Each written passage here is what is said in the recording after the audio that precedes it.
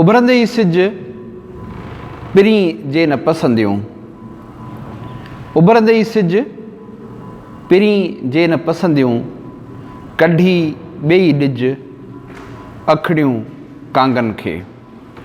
When in the skies the morning sun ventures, if you fail the beloved to behold, then uproot both the eyes from their hold, and throw them as food before the vultures. Shah साईं जो ही बैत सुर आसा मां आहे। सुर आसा अखियुनि जे ज़िक्र जे करे तमामु घणो मशहूरु आहे।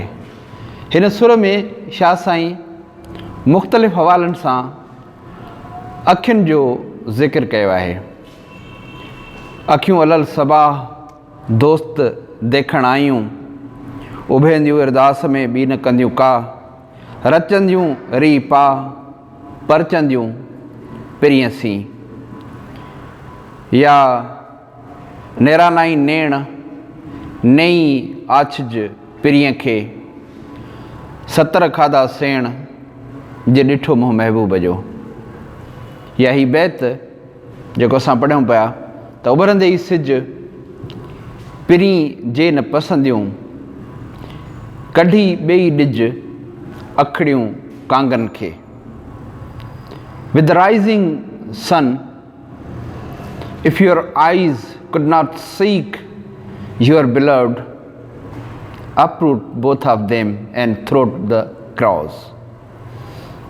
अजीब रम्ज़ आहे, अखियुनि खां अजीब डिमांड थियल आहे शाह साईं जी। नए सिज सां जेकॾहिं तव्हांजूं अखियूं तव्हांजे महबूब खे नथियूं ॾिसनि, तव्हांजूं अखियूं तव्हांजो महबूब नथियूं ॻोल्हिनि, उनजो दीदार नथियूं कनि, त मन कम जूं न आहिनि। हुननि खे हर नए सिज सां महबूब जो दीदार करणु खपे। महबूब जो दीदार छो करणु खपे? आख़िर महबूब जो ॾिसणु एॾो अहम छो आहे ऐं महबूब एॾो अहम छो आहे? महबूब उहो शख़्स आहे जेको दुनिया खां, समूरी दुनिया खां वधीक प्यारो आहे तव्हांखे, असांखे सभिनि खे। ऐं नफ़्सियाती तौर ते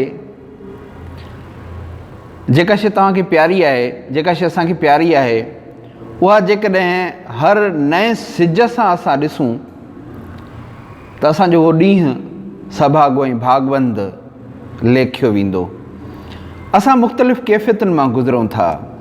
रोज़ानो असां केतिरनि ई मुतज़ाद ऐं मुख़्तलिफ़ कैफ़ियतुनि मां गुज़रूं था।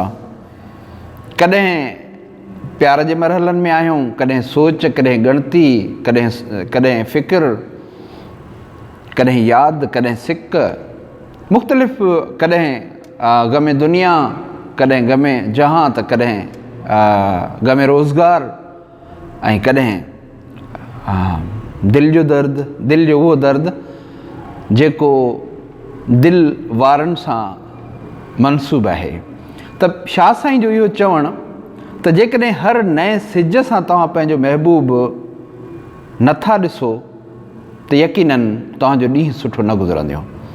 ऐं जेकॾहिं तव्हां हर नए सिज सां पंहिंजो महबूब ॾिसी था वठो त तव्हांजो ॾींहुं सुठो गुज़रंदो। ऐं इहा कंडीशन हर नए सिज सां आहे, हर नए ॾींहं सां आहे। जॾहिं हर नए ॾींहुं, हर नए सिज सां तव्हां पंहिंजे महबूब जो दीदार करे वठो था त यकीनन तव्हांजो ॾींहुं छा, तव्हांजी समूरी ज़िंदगी ख़ूबसूरत गुज़रंदी। मौलाना रूमी चयो त दीदे तू चूं दिलमरा दीदे शुद्ध, शुद्ध ले नादीदा घर के दीदे शुद्ध। जॾहिं तुंहिंजो हुस्न मुंहिंजे अखियुनि में पेही वियो त मूं हर जाइ ते तोखे ॾिसी वरितो, हर वक़्तु आउं तुंहिंजो दीदार पियो कयां। ऐं शाह साईं ईअं बि चयो हो त हौसलो हैरत में करे की न दरक, जो हुस्न संदो हक़ सो कुंवर परोड़े की न की। Thank you.